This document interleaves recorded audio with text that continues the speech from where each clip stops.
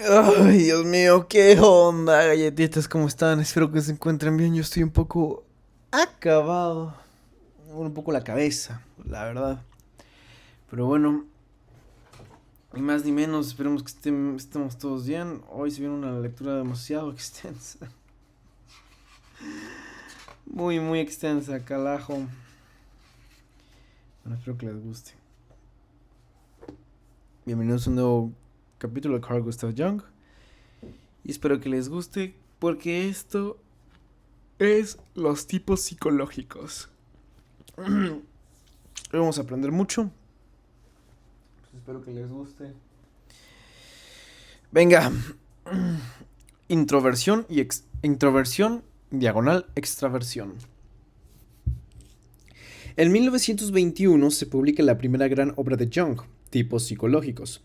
Hasta ese momento, Jung solo había publicado artículos o textos más largos que posteriormente había ido ampliando de manera sustancial. En este caso, las ediciones posteriores no alteran la estructura de la obra, como sucederá en cambio con Símbolos de Transformación. Con ese texto, Jung quiere explicar y contar en términos históricos y psicológicos la variedad de actitudes que diferencian a los seres humanos entre sí. Las tipologías de los comportamientos que surgen en el tratado no son el resultado de una clasificación mecánica, se trata de datos que emergen a posteriori de la observación de la conducta humana. En 1900, cuando se especializaba, Jung había comenzado a trabajar en la clínica universitaria del Hospital de Zúrich, el Burgosli, uno de los principales centros mundiales de la medicina psiquiátrica, dirigido por Eugene Bleuler.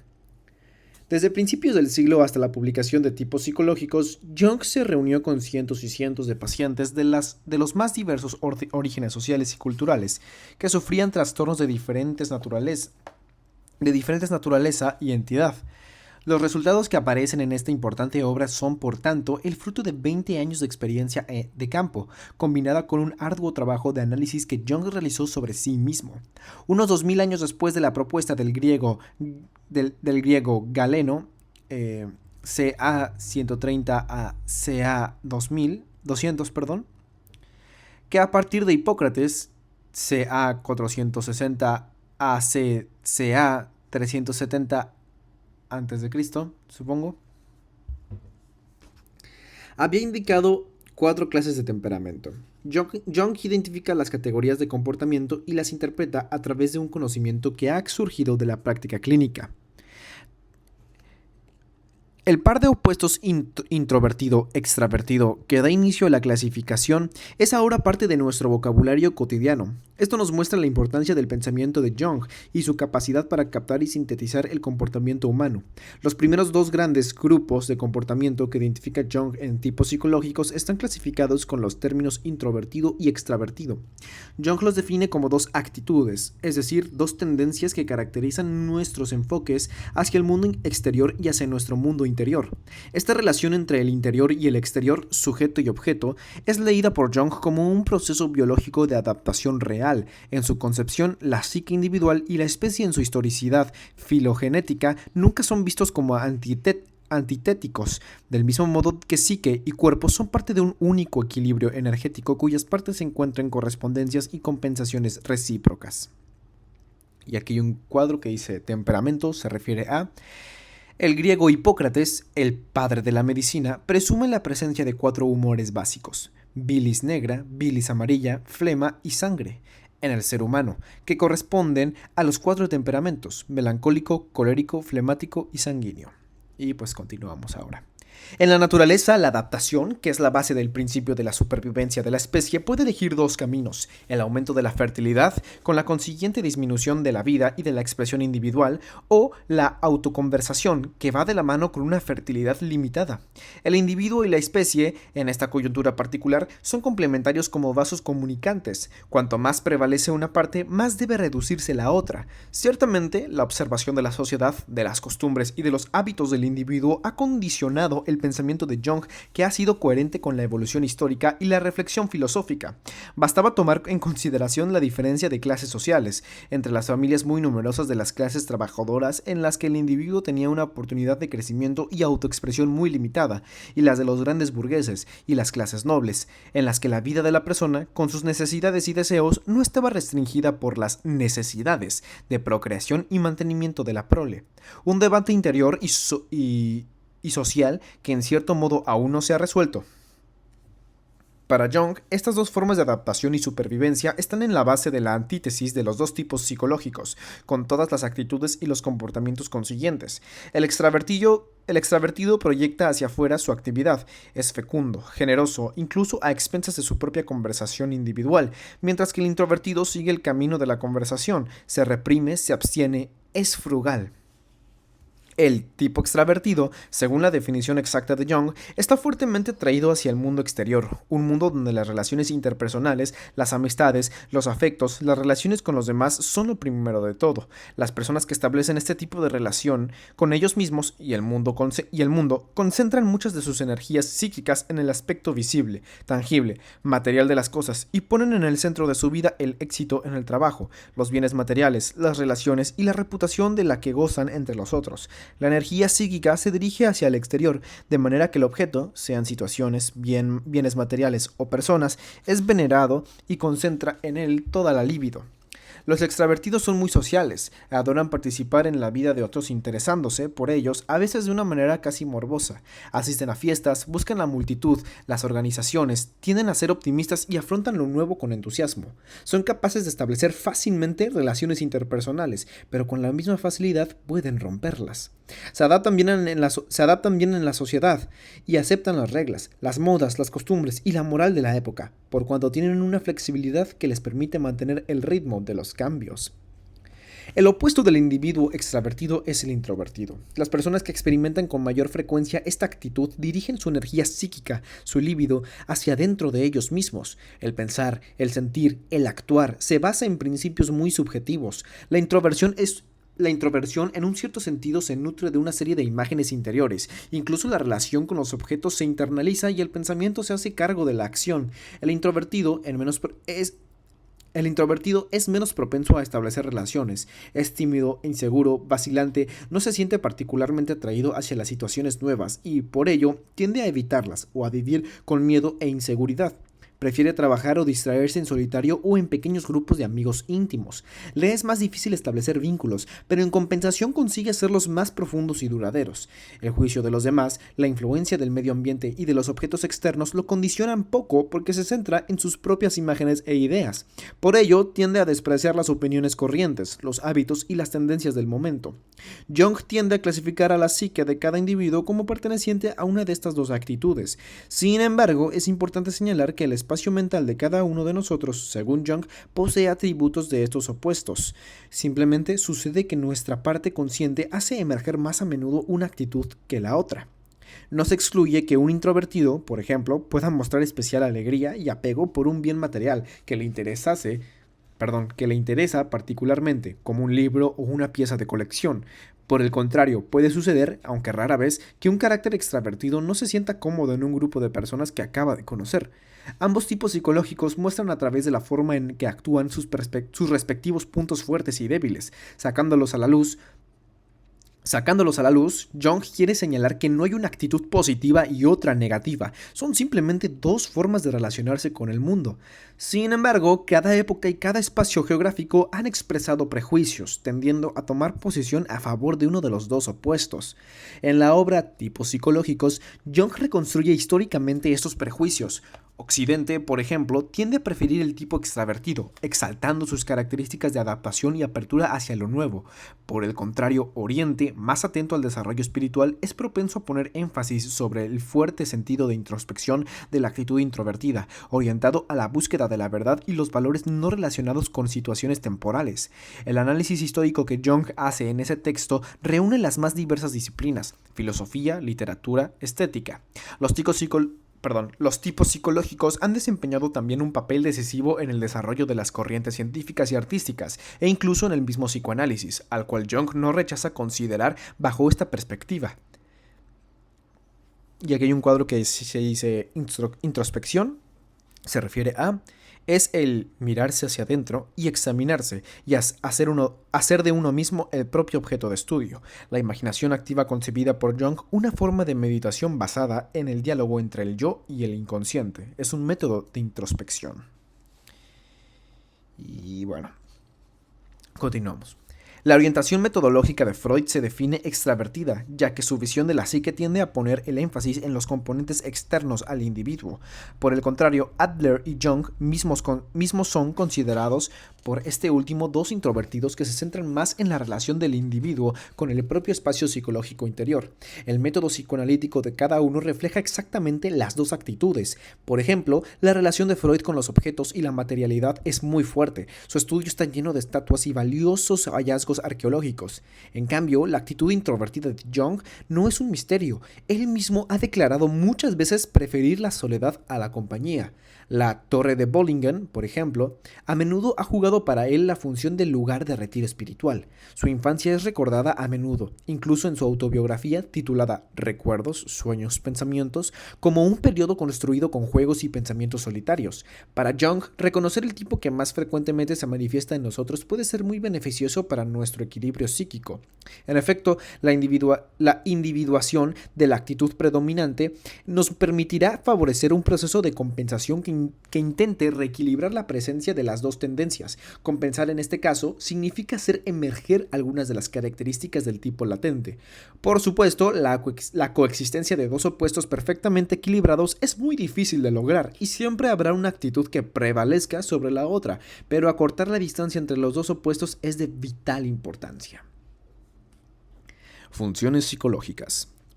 La complejidad del espacio mental es demasiado rico para ser confinado exclusivamente en la definición esquemática de estos dos temperamentos. El mismo Jung insistió en este punto en varios pasajes del libro y en otras obras suyas. Introversión y extraversión pueden explicar algunas connotaciones psicológicas generales, pero por sí solas no pueden comprender la amplitud del espacio mental. De hecho, cada una de estas dos tendencias contiene un número de subconjuntos con una identidad individual precisa. Para orientarnos en el mundo externo e interno, según Jung, utilizamos una combinación compuesta por una actitud, extravertido-introvertido, y por funciones.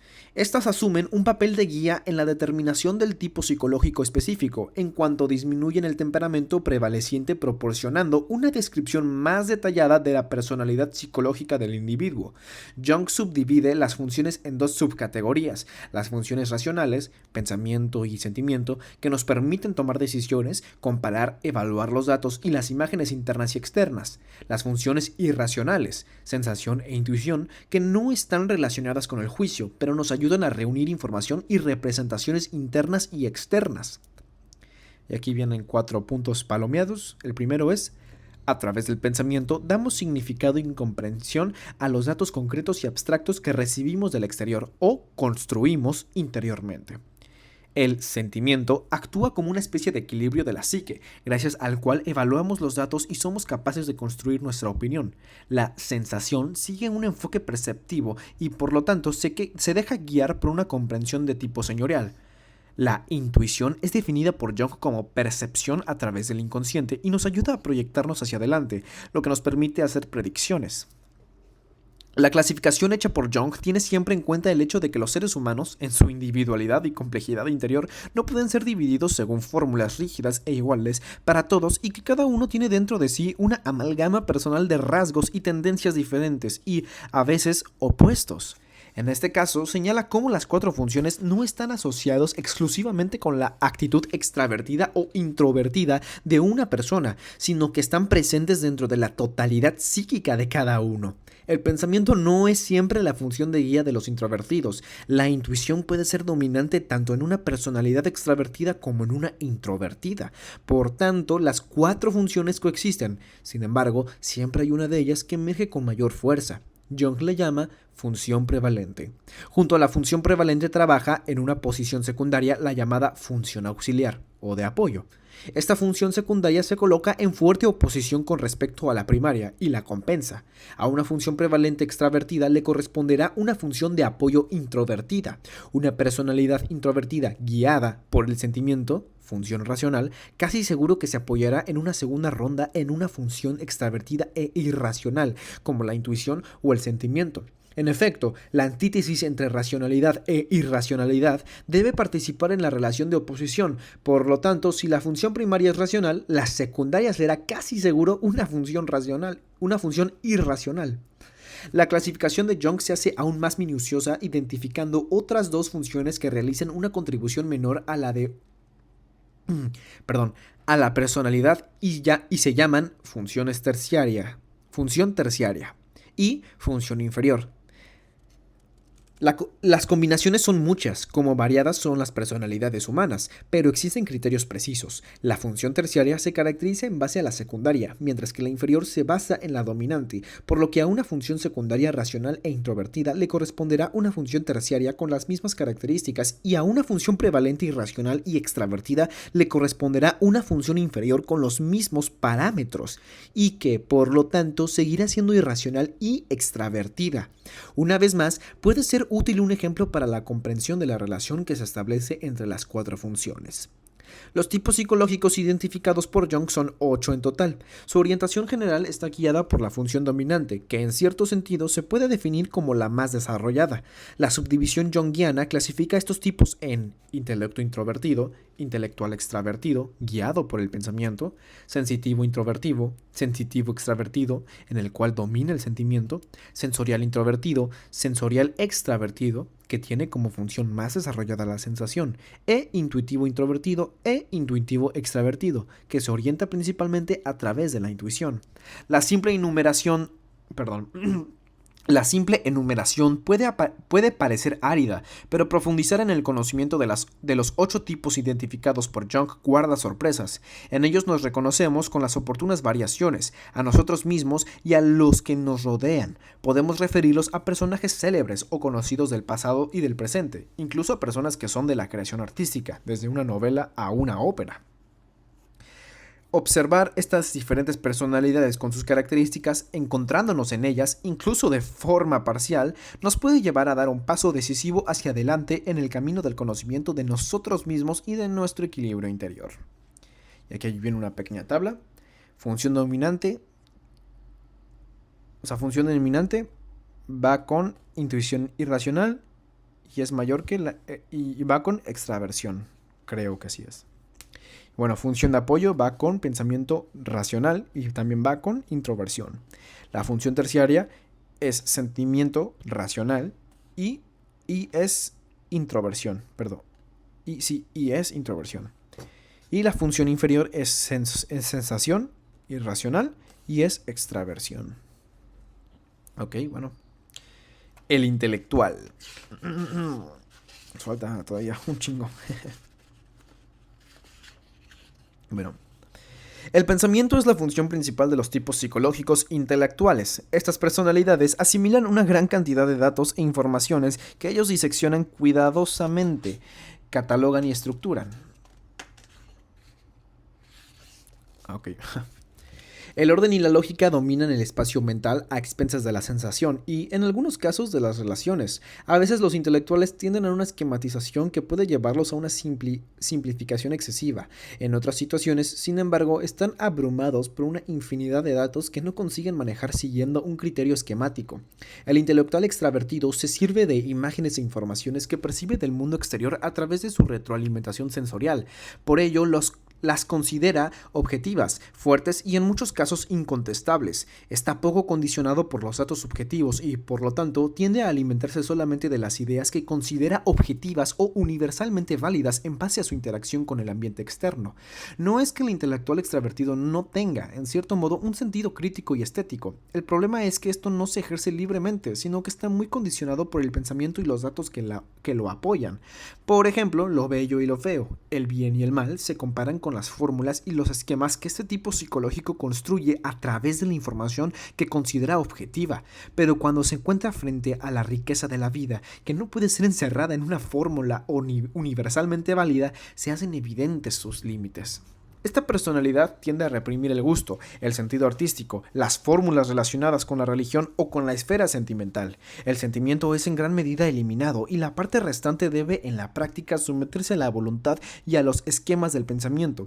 Incluso una amistad o una relación amorosa son aceptadas o rechazadas con justificaciones racionales, que siguen por tanto el universo mental de esta personalidad. Solo cuando la psique tiene éxito en relacionar el pensamiento con las otras funciones hacia un equilibrio que nunca será perfecto, pero puede acercarse a un equilibrio justo, el intelectual extravertido es capaz de hacer una gran contribución a la comunidad y al saber. Charles Darwin puede ser considerado como un ejemplo de esto. En efecto, no se limitó solo a recoger una gran cantidad de datos objetivos, sino que dio sentido y orden a sus pensamientos. En cambio, si el intelectual extravertido se deja aplastar por una montaña de material que considera objetivo de una manera dogmática, puede perderse en el laberinto de esta información. Eso es muy buen, eso es una muy buena línea, muy buena reflexión. El tipo del intelectual extravertido corre otro riesgo. Puede tender a negar el valor de los objetos mediante la aplicación de un proceso reductivo y trivializante. Para ejemplificar esta personalidad negativa, Jung utiliza un personaje literario, el Mefistófeles del Fausto de Goethe, el espíritu que niega. En cambio, el intelectual introvertido se basa en la interiorización y por lo tanto en criterios muy subjetivos para juzgar las imágenes concretas o abstractas, el material físico y mental. Nunca parte de criterios basados en la experiencia práctica, pero tiene siempre bien presente su punto de vista personal. Por lo tanto, los hechos pasan a un segundo plano. No son más que ejemplos sencillos para aplicar la idea, pero no siempre prevalecen sobre la representación del sujeto, altamente simbólica. Los grandes filósofos pertenecen a esta categoría ya que consiguen ofrecer nuevas perspectivas que vienen de las profundidades. Son creadores de ideas que no tienen reflejo en los hechos externos, no proporcionan representaciones abstractas, creíbles. Jung cita como ejemplo en este sentido a Kant, subraya no obstante que conectar lo abstracto y lo concreto no siempre es posible debido a que la realidad puede demostrar la ausencia de sentido de ciertas ideas, pero incluso entonces el intelectual introvertido, dominado de manera sofocante por la función prevalente, favorece su propio pensamiento subjetivo, aunque esté privado de sentido, menospreciando el significado real del objeto. Otro aspecto negativo de este tipo psicológico, en su forma más extrema, está relacionado con las relaciones. Las ideas de los demás no se toman mucho en cuenta y el medio ambiente que rodea a los intelectuales introvertidos pasa a un segundo plano porque su concepción proviene del interior. Este acercamiento a las relaciones con el mundo exterior y las ideas de los demás hacen que el intelectual introvertido aparezca como una personalidad enigmática y extravagante, y esto, junto con su cerrazón, puede llevar a que este tipo tenga dificultades para establecer relaciones, pero por otra parte es posible aplicar una forma de compensación, dado que la función inferior de esta personalidad es el sentimiento extravertido. El sensitivo. Verga, sí es un chingo. El sentimiento es la función racional que se opone al pensamiento. En tipos psicológicos, Jung distingue sentimiento y afecto, un término que se utiliza como sinónimo de emoción, pero especifica que entre los dos conceptos hay un límite claro, porque un sentimiento muy fuerte que mueve inervaciones corporales se puede convertir en afecto. La principal diferencia es que el sentimiento es una función que podemos dominar mientras que el afecto no lo es. Por otra parte, la inervación corporal movida por el afecto rara vez es perceptible en el sentimiento. El sentimiento ayuda a discriminar, es decir, a dar más importancia a una imagen sobre otra. Es fácil ver en este punto por qué esta función se opone al pensamiento. Basta considerar el hecho de que el intelectual extravertido, en una forma extrema, puede tener problemas al tratar con una cantidad grande de datos, ya que da a todos los elementos que considera objetivos la misma importancia y no consigue llegar al final. El sentimiento, sin embargo, sirve para determinar la elección. Y aquí, dice un cuadro afecto se refiere a... Al igual que Freud, Jung también utiliza este término como sinónimo de emoción. El afecto para él puede ser un estado psíquico del sentimiento, pero se diferencia de este en su componente sensorial, fisiológico, lo que lo acerca a la sensación. Y bueno, proseguimos. El tipo sensitivo extravertido perdón, se caracteriza por una fuerte relación con el objeto que toma en consideración y con la percepción objetiva que resulta, mientras que la reacción subjetiva es cancelada o fuertemente reprimida. Cuando mira un cuadro, por ejemplo, lo considera bonito porque ha sido pintado por un artista de renombre internacional, no porque su sentido estético haya quedado impresionado favorablemente. En él, incluso el pensamiento enemigo del sentimiento se suprime, pero no del todo, porque su lógica racional puede coincidir con la del sentimiento. La confrontación constante con el mundo exterior es el modo de vida del extravertido sensitivo. Establece un proceso de priorización en el que los objetos que se tienen en mayor consideración y por lo tanto se les ha dado una valoración más alta son los que suscitan una reacción objetiva más fuerte, es decir, universalmente válida o muy difundida y compartida. El juicio de valor personal se confronta de forma constante con el de los demás, como en el caso que acabamos de citar del cuadro apreciado solo por la reputación de quien lo ha pintado. Esta característica no es necesariamente un factor negativo, si el sujeto se niega a ser aplastado por el objeto y vive su tipología tendiendo al equilibrio. El entorno externo y la comunidad tienen un significado importante en todos los aspectos para el sensitivo extravertido. Aprecia las relaciones de amistad y las de trabajo, la vida social y la familiar. Por ello, los demás le ven como una persona perfectamente integrada, flexible, que consigue adaptarse. Es sincero, tiene una personalidad afable, amable, buen compañero, aunque a veces finge, porque por ejemplo no se siente a gusto, sigue las convenciones del medio ambiente, pero parece artificial y por lo tanto falso. Yo, cabrón, literalmente yo, güey. Soy un puto feca. Pues ni pedo. Sigamos. La gran atención que presta al ambiente externo lo lleva en muchos casos a ser generosos y a querer ayudar a los demás. Jung reconoce la importancia social de esta función que impulsa una gran parte de los trabajos de asistencia al prójimo. Uno de los tipos psicológicos más difícil de precisar para Jung es el sensitivo introvertido, en la medida que aspira a una profundidad casi imperceptible, de rasgos vagos. Vive la relación con el objeto de un modo particular, como el extravertido, se deja guiar por la percepción sentimental que proviene del objeto, pero su enfoque tiene el tipo opuesto, es extremadamente subjetivo y tiende a menospreciar el juicio compartido y el lugar común. A la madre, ¿cuántas personas no conozco así? Aquí hay un error de ortografía. Hay punto y no hay mayúscula. Pero bueno, prosigamos. No todo es perfecto. La relación que vive con la imagen colectiva es muy simbólica, ya que está fascinado por conceptos primordiales tales como la inmortalidad de una obra de arte, la relación con Dios, la libertad de expresión. El aspecto exterior del objeto es dejado de lado, porque lo principal es el símbolo, es decir, el significado más profundo, y esto permite a esta personalidad establecer con el objeto una relación pacífica y segura que a menudo le ayuda a evitar una implicación emocional extrema. La imagen que el sensitivo introvertido da de sí mismo en el ambiente externo es muy enigmática. A menudo se trata de una personalidad silenciosa, críptica, solitaria, que aparece a los demás como autosuficiente, no apoyándose mucho en los significados ampliamente compartidos. Odia las convenciones y manifiesta un sentido de la adaptación muy bajo. Cuando está con otras personas tiene problemas para fingir y esto puede ser incómodo, casi ridículo. En ambientes más restringidos, sin embargo, muestra una gran atención a los demás y establece unos pocos, pero muy sólidos lazos emocionales.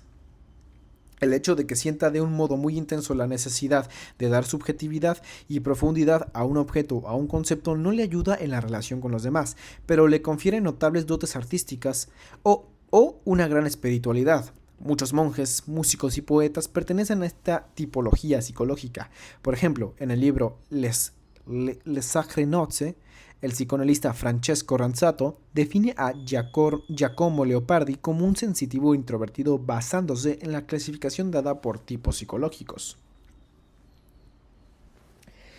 El sensorial. La sensación es una de las dos funciones irracionales El tipo psicológico llamado sensorial está guiado por las sensaciones físicas y subjetivas que derivan de los materiales concretos y abstractos de los que le llegan dichas sensaciones. Esta actitud tiene poco en cuenta el razonamiento y el análisis crítico, los cuales, si la sensación se presenta como función prevalente de una manera muy marcada, son suprimidos casi por completo para... ¿Qué pedo? Ay, perdón. Son suprimidos casi por completo para dar paso a la percepción sensorial pura. Por esta razón, la función de apoyo y su relación con la función primaria desempeñan un papel de gran importancia. La sensación, sobre todo, si es muy dominante, necesita de una función racional de apoyo para interpretar u ordenar jerárquicamente el objeto. El tipo sensorial extravertido tiende a acoger solo los objetos concretos y las sensaciones físicas que derivan de la relación perceptiva, mientras que el componente subjetivo se inhibe y en gran medida se elimina. Jung define esta sensación objetiva como absoluta, ya que se basa casi exclusivamente en factores fisiológicos ligados al objeto. Esta clase de enfoque conduce al tipo sensorial extravertido hacia una visión repleta de realismo y de una gran objetividad. Cuanto más prevalente se hace esta función en el espacio mental de estas personalidades, tanto menor es la función de la razón, y esto es para Jung el verdadero límite real de esta tipología psicológica. En efecto, en estos casos, el material asimilado a través de los sentidos no se utiliza como experiencia acumulada, sino solo como una clave de acceso para futuras sensaciones. El objetivo final, en estos casos, es el disfrute concreto. El sensorial extravertido está dotado de gran sentido estético, ama la comodidad, pero en casos extremos no vive una relación sana con el objeto, que se entiende más como un gran contenedor de sensaciones y, por lo tanto, queda despojado de otras características que posee y de la función que debe desempeñar. Gabriele D'Annunzio ha sido incluido en la tipología sensorial extravertida por Paolo Orvieto y Mario Mancini Agazzi en su ensayo Tra Jung e Freud, psicoanálisis, literatura e fantasía. La crítica literaria de orientación psicoanalítica, que lo voy a volver a decir porque lo dije muy rápido. La crítica literaria de orientación psicoanalítica para investigar la relación entre la psique del autor y su obra se ha servido en ocasiones de la clasificación de Jung de los tipos psicológicos. Incluso Andrea Sperelli, el protagonista de su novela El placer, comparte con D'Annunzio muchas características que hacen referencia a este tipo de...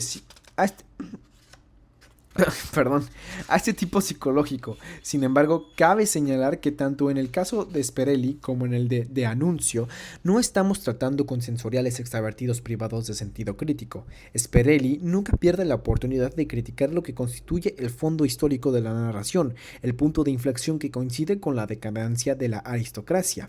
A diferencia de su opuesto extravertido, el sensorial introvertido transforma la percepción a través de un profundo sentido de introspección, una interpretación absolutamente subjetiva reemplaza la relación con la realidad del objeto. Para describir este tipo psicológico, Jung cita ejemplos relacionados con las artes plásticas y en especial la pintura. Si se pide a varios artistas que representen el mismo paisaje en el mismo tiempo, es imposible que produzcan pinturas idénticas. Las diferencias que surgirán estarán relacionadas con las cualidades técnicas de cada uno de los pintores, pero indudablemente también recibirán, y con cierto peso, la influencia de las diferentes visiones interiores, llenas de subjetividad. En el espacio mental del sensorial introvertido, el objeto casi no puede penetrar, la imagen de referencia se vacía de su aspecto físico y se toma como un pretexto.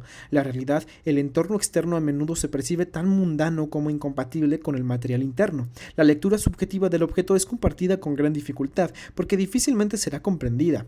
Un coleccionista de sellos hablará con pocas personas sobre su pasión porque la mayoría no entenderán las sensaciones que sus sellos le suscitan, o bien hablará de ellos sin darse cuenta en absoluto de que tiene enfrente a interlocutores muy aburridos.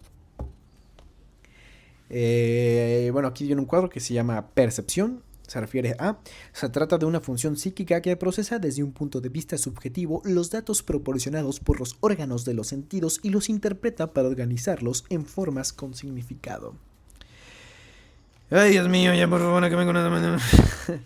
Y aquí vamos con el intuitivo.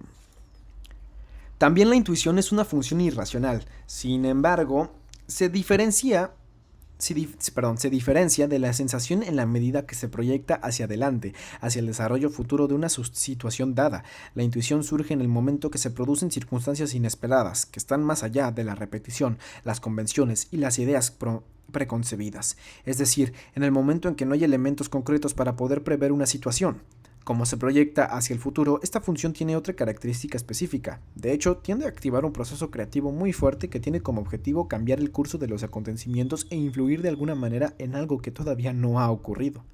En la variante extravertida, la intuición está dirigida al objeto y debe entenderse como una especie de percepción sensorial del inconsciente. Con esta expresión, Jung alude a una actitud caracterizada por un gran sentido de la anticipación asociada a una contemplación profunda de las imágenes del mundo exterior. La intuición se diferencia de la sensación en la medida que implica un proceso de reacción. Si bien es cierto que el intuitivo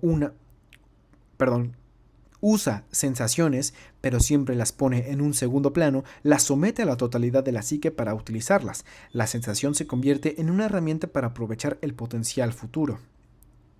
Incluso el intuitivo extravertido puede apegarse de forma excesiva a lo material del mundo exterior, pero al contrario que el sensorial extravertido, este tipo de personalidad no valora las situaciones normales y los valores universales porque está constantemente proyectado hacia adelante. Los intuitivos extravertidos están a menudo dotados de una gran capacidad de liderazgo, debido al hecho de que puedan predecir y explotar antes que otros las oportunidades que ofrece el entorno. Pertenecen a este tipo de personalidad muchos políticos, empresarios, comerciantes y hombres del mundo de las finanzas.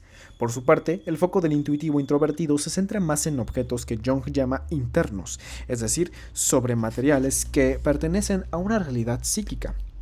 Se trata de imágenes que no se encuentran concretamente, ya que son típicas de una zona colectiva del inconsciente, imágenes primordiales que se observan, para descubrir los detalles más ocultos, las posibles variaciones y modificaciones.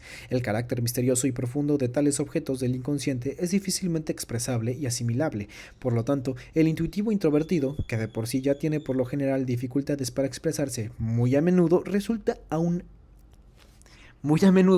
una personalidad enigmática, un genio incomprendido o un loco visionario.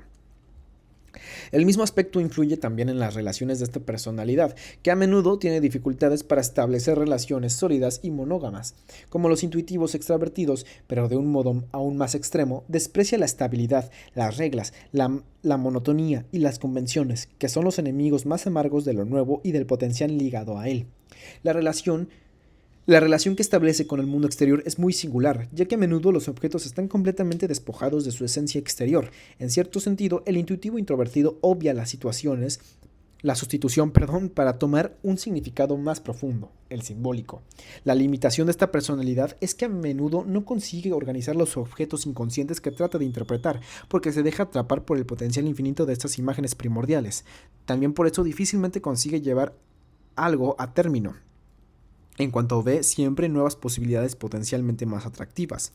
Un ejemplo clásico de intuitivo introvertido es William Blake, citado en este sentido por Carl Alfred Meyer, el primer presidente del Instituto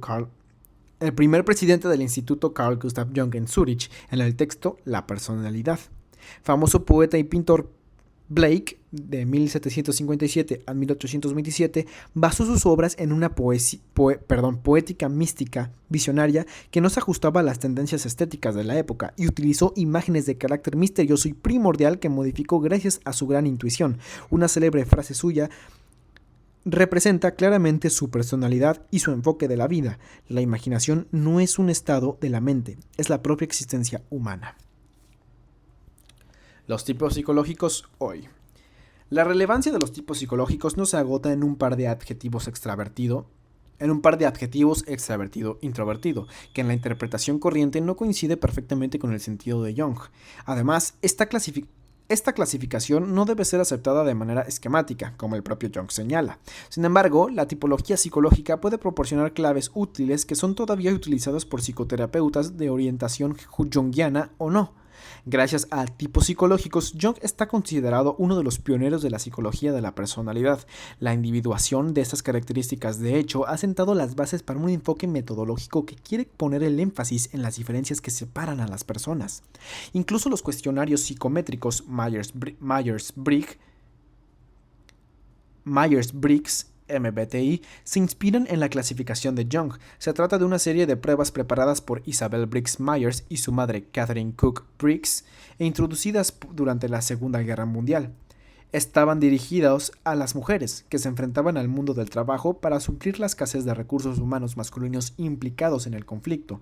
Las dos investigadoras los elaboraron para ayudar a las mujeres a posicionarse mejor dentro de las fábricas. El indicador se basa sustancialmente en la clasificación de Jung, aunque se pasa de 8 a 16 tipos psicológicos y todavía se utiliza actualmente en la selección de personal.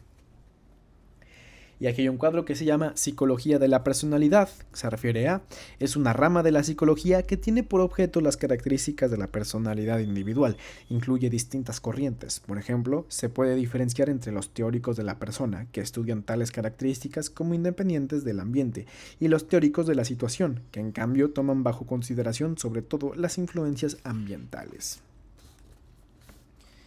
Y bueno, aquí tenemos dos mapas mentales, bueno, tres más bien.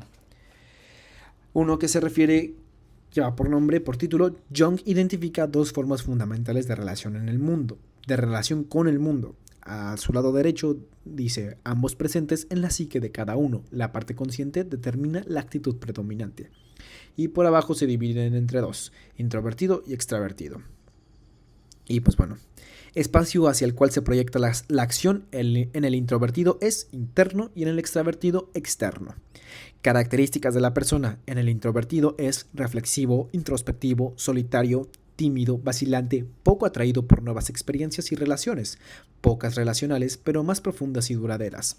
En el externo es generoso, sociable, amigable, optimista, bien adaptado, atraído por nuevas experiencias y relaciones, con más facilidad de abandonar y romper relaciones. El centro de interés de introvertido es vida interior, el pensamiento prevalece sobre la acción, y el de extravertido es el éxito en el trabajo, la reputación y los bienes materiales. Relación con la sociedad. El introvertido es el menosprecio de las opiniones corrientes, el extravertido es en sintonía con los tiempos. La importancia del juicio de los demás en el introvertido es poca y en el extravertido es mucho. Sociedad ideal del introvertido es oriental y del extravertido occidental. Ejemplos del introvertido es Adler, Jung y del extravertido Freud.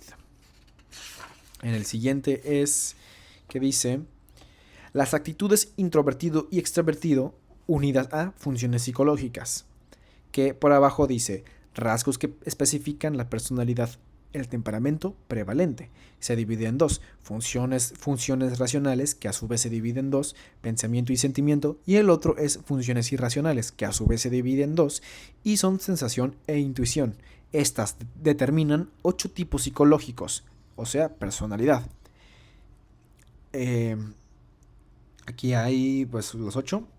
El primero es intelectual extravertido, ejemplo Charles Darwin. Y el intelectual introvertido, ejemplo los filósofos, Kant. Estos dos guiados por el pensamiento. Sensitivo extravertido, ejemplos trabajadores sociales. Y sensitivo introvertido, ejemplos Giacomo Leopardi. Ambos guiados por el sentimiento. El sensorial extravertido, ejemplo Gabriele D'Annunzio. Y sensorial introvertido, ejemplo pintores, ambos guiados por las sensaciones. Y por último, los intuitivos extravertido, el intuitivo extravertido, ejemplo políticos, hombres de negocios, comerciantes, y el intuitivo introvertido, ejemplo William Blake, que ambos son guiados por la intuición.